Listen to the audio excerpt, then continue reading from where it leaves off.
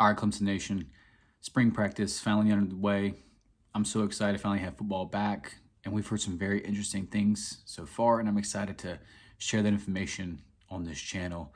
Obviously, this is such a massive spring for us. In my opinion, this is the biggest spring since that 2011 season. 2010, we came off 6-7, didn't know where the program was going. Everyone was wondering whether Dabo should be fired or not. And so this seems like it's at that big of an importance since that season. Can Clemson return to the playoffs? Can we be a perennial powerhouse like we were? Or are we just going to continue to slip, right? The decline the last 3 years has been obvious. Is it continuing, or can we reverse it and get back to elite status? Obviously, we have a new offensive coordinator, Garrett Riley. Still super, super excited about the hire. One of the best offensive minds in college football. Real young, bright guy. Obviously, the pedigree from his brother, coming from Mike Leach's offense, the track record of success at developing quarterbacks at SMU and TCU, and now he gets his hands on probably the most talented quarterback he's ever coached. Cade's development is going to be incredible to watch. First reports out of him is that he's gained a lot of weight. He's apparently up to 200 pounds by now, and he's just going to add more before the season. That's great. Definitely be able to physically uphold himself to the season. He took a beating against Tennessee. Clearly needed to add on more weight. So I'm super excited about that. From the reports that we've heard so far is that this offense is going to be more simplistic than it was. We heard that Streeter would create a game plan with something like 80 plays ready to go, which means that this team was practicing 80 different plays during the week. And that's just a lot of plays to practice in your game plan, right? I mean, if you're practicing 80 different plays, it's not like you're really going to master any of them. And honestly, it felt like that now in retrospect, watching some of our games last year. It definitely didn't feel like we were executing at a high level. And it sounds like a lot of that is just the simple fact that we're running way too many plays. And from what we've heard in an interview with Cade is that we're probably going to cut that number in half. We're going to run maybe 40 plays throughout the week in practice. That way the players are going to execute at a much higher level. And I love that, right? You don't need to have 80 plays in a game plan. Having 40 is plenty in college football. Honestly, this isn't the NFL. This is college football. You only get a few days in the week to prep for these teams. I love not having that many plays. So it sounds like we're going to have a much more simplistic offense. And, that's a big thing. Another thing that we heard that adds more to the simplicity of the offense is that the receivers aren't going to switch sides. So the X and Y in Garrett Riley's offense can switch positions, but the receivers themselves are going to stay on the same side of the field, either on the right side or on the left side. In the past with Clemson's offense, they always had what I would call a field wide receiver and a boundary wide receiver relative to the hashes on the field. The person closest to the sidelines, the boundary, the person with the furthest field from them is the field wide receiver. And in Clemson's offense, these guys would switch. So you would have, someone like, let's say, Ngata would line up on the right side, on the field side, because we're on the left hash. And then when we're on the right hash, he would line up on the left side of the field. That's going to be different in Garrett Riley's offense. Ngata would just stay on one side. He would either stay on right or he would stay on the left, and he wouldn't move. He would stay in that spot. And that's very beneficial for the wide receivers. Because if you think about it, if I'm playing that one spot, Garrett Riley said this in his interview, I'm getting used to catching the ball over one shoulder every time, right? If I'm on the right side, I'm catching over this shoulder. If I'm on the left side, the other shoulder. And it's not just that, but like when I'm getting in and out of my breaks on slants, outs, posts, digs, whatever, I'm going to be doing that from the same side over and over again. Again, adding simplicity, but increasing execution. I definitely love hearing those things about our offense. That's exciting to see. We've had such a bad offense the last 2 years. It's just been painful to watch. It's going to be good to finally have a good offense again. And I can't wait for that. And Garrett Riley's track record, we already know this offense is going to be much more improved. Can't wait to see what it's going to look like. Some unfortunate news, however, Dabo did highlight several injuries in his press conference on Tuesday. Bo Collins, Adam Randall, Troy Stellato, Sheridan Jones, Jalen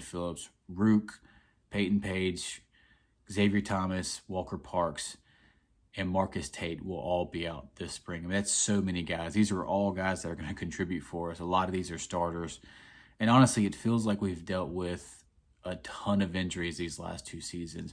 I mean, we were plagued by injuries in 2021. Just look at what our receiver room was like at the end of the season. Bo Collins, true freshman, Dakari Collins, true freshman, and walk-on Will Sweeney starting at wide receiver at the end of that season. And even last year, I mean, we missed a lot of guys last year. XT pretty much missed the entire season. Brzee missed a lot of time. Tyler Davis missed a lot of time. But we've been banged up at key positions for so long. I mean, Marcus Tate missed towards the end of the year last year. Hopefully our guys get healed up. I'm excited to see if we can have another healthy season. I don't know what's going on. We've been killed with the injury bug the last 2 years. Hopefully that changes. To see this many guys out for spring is a little unfortunate, but I would say the potential benefit is that a lot of younger guys are going to get a ton of reps, and we really need to build up depth. Not having Bo, Adam, and Stellato wide receiver is really going to open up the door for guys like Cole Turner and Noble Johnson, who enrolled early. Cole's development is crucial this offseason. He made some plays last year against North Carolina and Tennessee, really flashed those last 2 games. We really need him to step up and be an impactful player for us. And then Clemson desperately needs that big-bodied wide receiver, and Noble Johnson's that guy, 6'3", over 200 pounds. He can really be that impact, big-body receiver for us, along with Adam Randall this year. We're so fortunate that he enrolled early. His progression is going to be expedited. The fact that he's in spring, and now he's going to have a bunch of opportunities. With 3 guys who would have gotten more reps than him, they're all going to be out. The unfortunate thing is that Adam's not going to be there, right? Adam Randall needs more reps. Tore his ACL last year, came back, didn't really look great, for whatever reasons, probably with the knee and also the offense itself. Quarterback throwing to him, he just didn't have a big year at all. Coaches rave about him. I wish he was healthy for this spring. We really need him to have a big year. He's like the most impactful person for the offense, in my opinion. If he has a great season, then, I think Clemson can go a really long way. Sheridan's going to miss time, but, he's a 5th-year guy. This is going to open up the doors for Toriano Pride and Jaden Lucas. Both of those guys honestly flashed to me. There were times where they just got bullied. I can think back at that Wake Forest game. They didn't look good. Clearly, both of them went through growing pains, but the talent's definitely there. I mean, they flashed at plenty. It's not like they were just completely out of position. You go to that Wake Forest game, they're in position. The receivers are just making great plays. So the talent's clearly there. This is a big, big spring for both of them. We're going to add depth to that position. Nate Wiggins, I think, has a chance to be elite. One of the elite corners like a Trayvon Mullen or an AJ Terrell or an Andrew Booth, Mackenzie Alexander type guys that we've had in the past. I think Nate Wiggins has that chance to be that guy. Sheridan Jones probably should have a season like Mario Goodrich had in his final year at Clemson. And then to add these 2 guys as depth at that position is great. Toriano Pride's a guy that can probably play nickel for us as well. Having Rook out, that's not really a big loss. Rook's already a great player. We know who he is. And honestly, I think the same thing about Peyton Page. Peyton Page, I think, great player as well. People would know a lot more about him if it wasn't for the fact that we had Tyler Davis, Rook, and Brian Brzee last year. I think both of those guys are solid. We didn't really need them this spring, but what that does is opens the door for the 3 freshmen that enrolled early. Peter Woods, Vic Burley, Steph Island Green. Really love all 3 of those freshmen. I think all 3 of them have potential to be amazing players for us. And, I've said a lot about Peter Woods in previous videos. With XT out, this is going to open the door for defensive ends, and we really, really need a lot of depth here. Greg Williams, Cade Denoff, Zaire Patterson, TJ Parker, they're going to get a ton of reps. All 4 of those guys are going to be competing for that second-team spot, and we really need that, right? We rotate a lot on defense, so we're going to have a lot of these backup defensive ends in at some point.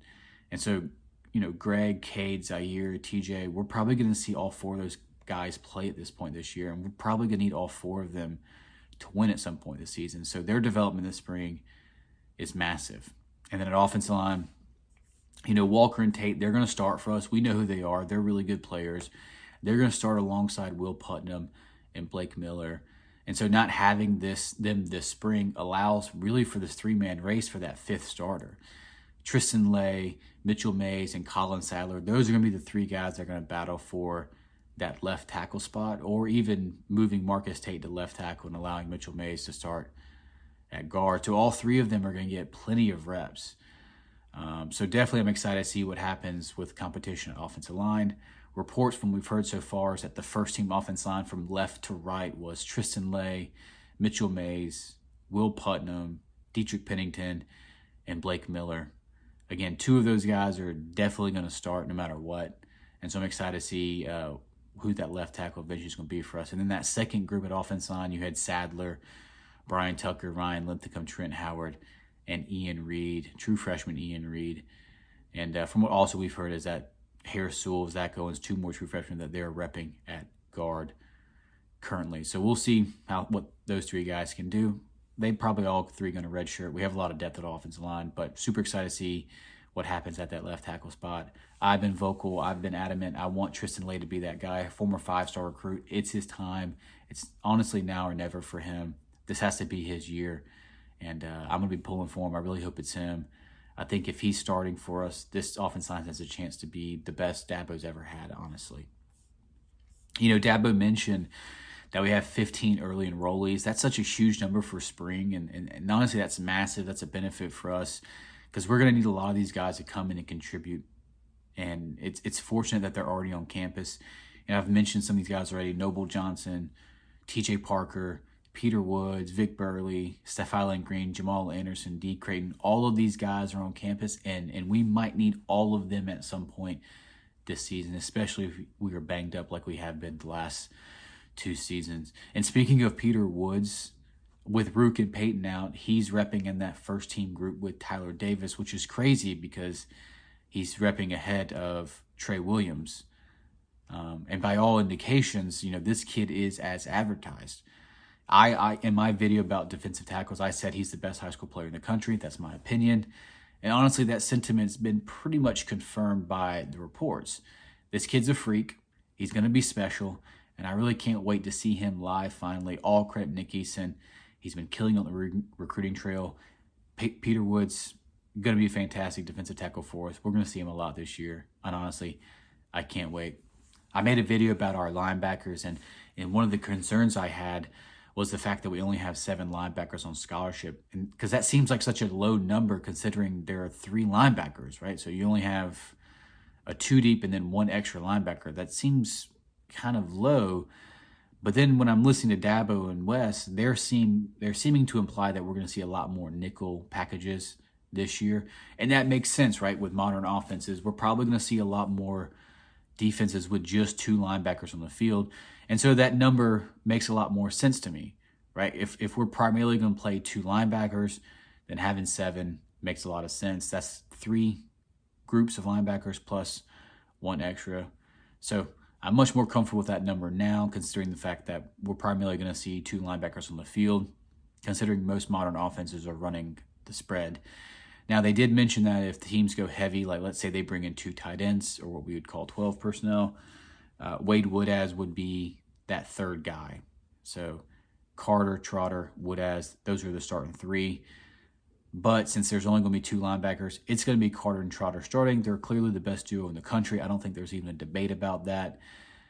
But after that, it sounds like it's TJ Dudley and Wade Woodaz. TJ's getting reps at Mike. Wade Woodaz is getting reps at Will in that second group. I love that. I'm really high on both of them. Woodaz flashed to me last year. I think he's got a chance to be a really special player as well. And then Dudley, you know, I think his potential to have a huge year for us. Big kid, really athletic. We're going to see him a lot this year. So I'm really loving the linebacker depth they're building. And then behind them, you know, is Kobe McLeod and D. Creighton, and Jamal Anderson's going to get his shot in that 3rd group as well. Really excited now about linebackers. I was kind of worried about the depth, but now, given the fact that we're going to have mostly 2 linebackers on the field, I'm starting to get more excited about that position. You know, Wes Goodwin, he gave an interview and he talked about the defensive performance last year. And obviously it wasn't up to the standard that we were accustomed to under Brent Venables, especially our pass defense. I mean, it was abysmal at times last year. I mean, the Wake Forest game was so painful to watch. Our corners just got absolutely embarrassed. But fortunately, we're getting everyone back in the secondary, all the starters, all the 2 deep, literally everyone's back. And Wes in the interview said we were emphasizing more turnovers this year. And honestly, I kind of found that confusing. You know, I would think the defensive coordinator is going to emphasize turnovers every year. I don't understand what were you not doing last year that you're going to change up and do this year? What do you mean by you're emphasizing turnovers more? You should have already been emphasizing turnovers. That doesn't make any sense to me. But one thing he did mention that I thought made a lot of sense is the comfortability of coaching alongside with the other defensive staff members. Nick Eason and was brand new. Wes Goodwin wasn't new to the program, but he was new in the role as defensive coordinator. And so having a year working with everyone, all of them are back, more comfortability with each other. I like that, right? I think there's definitely going to be an improvement with the defense. And honestly, if we stay healthy, especially if we keep XT healthy, right? XT is the X factor in our defense. If he stays healthy, this defense has a chance to be really, really good, back to that Brent Venables level of defense that we got accustomed to. I'm excited to see Wes Goodwin in year 2. I was a fan of the hire. He comes recommended from a lot of different people. Pretty much all the rumors about him as he's a defensive guru. So, he's got to put the product in the field, but, I'm excited to see what we got. I know it's just the first week, and we're talking about spring practice, but honestly, I love what I'm hearing so far. We'll obviously have to see it on the field, but it sounds like this team can be really special. The offense is clearly going to make a leap with Garrett Riley and Cade Klubnik. The defense is going to make a leap in year 2 under Wes Goodwin. If we can stay healthy, Clemson is the most talented team in the ACC. We're more talented than any team we play on our schedule. If we stay healthy, if we play up to the standard, nobody on our schedule can beat us. Honestly, if we just play our best football and we stay healthy, 12-0, ACC champs, 13-0, that should happen. Right? We're more talented than everyone on our team or everyone we play, and so honestly, this team clearly has a chance to return to the playoffs. That's what we need. That's what we've been missing, and so I'm super excited about this team. It's exciting to have football back, if only for a brief moment. The gap between the bowl game to when the next season kicks off is so long. Spring practice is all we got in between. So having a little bit of football is great. And I'm super excited about this team. But that's all I have for this one. Just want to give some updates about spring practice. Do me a favor and give this video a thumbs up. Also, comment on the video. Tell me your thoughts about spring practice. Maybe who you're most excited to see. And don't forget to hit that subscribe button. It's super important. Also, it's free in case you didn't know that, and it really helps this channel grow. All right, thanks. And as always, go Tigers.